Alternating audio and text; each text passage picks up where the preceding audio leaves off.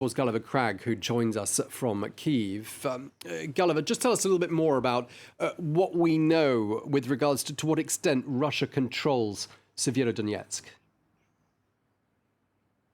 Well, the governor of the Luhansk region, Kyiv, just posted on his Telegram that Russian forces now control the better part of Severodonetsk. More than half, I take that to mean. But of course, it's very hard to know how exactly you calculate these things. Are we talking in terms of square meters or the most densely populated parts of the town? And the situation is fluid. There are Russian offensives, Ukrainian counteroffensives that push them back. Then the Russians push forward again. But it does seem over the last few days that, albeit slowly, inexorably, Russian forces are taking more and more of this city of Severodonetsk. Kyiv insists that the city is not surrounded, that it's still accessible from the rest of Ukraine. But at the same time, he said that humanitarian aid deliveries to the city were suspended for the moment, as were evacuations, because of the very dangerous nature of the road between Severodonetsk and the Donetsk region and then the rest of Ukraine.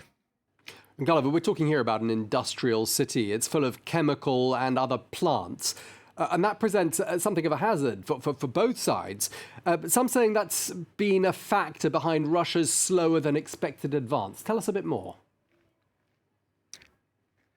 Well, you know, the authorities in Severodonetsk say that 90% of the buildings in the city have been damaged, 60% of them to such an extent that it's not going to be possible to repair them, and 100% of what the Ukrainians deem to be the city's critical infrastructure, all of it has been damaged. So I'm not sure really how hard the Russians were trying not to hit the chemical plants, but perhaps they indeed were, because they hadn't done so until today, or at least not in such a way as to release dangerous amounts of poisonous gases. But today they did. They hit a reservoir of nitric acid, and the regional authorities are calling on residents not only in Severodonetsk, where it's estimated about 12,000 people out of a pre-war population of 100,000 are still there, to stay underground and keep gas masks nearby, but also in the wider region, because the wind could blow these poisonous fumes in any direction. And that's not actually the only chemical alert today, because there's also been a pipeline carrying ammonia that has reportedly been hit near the city of Bakhmut.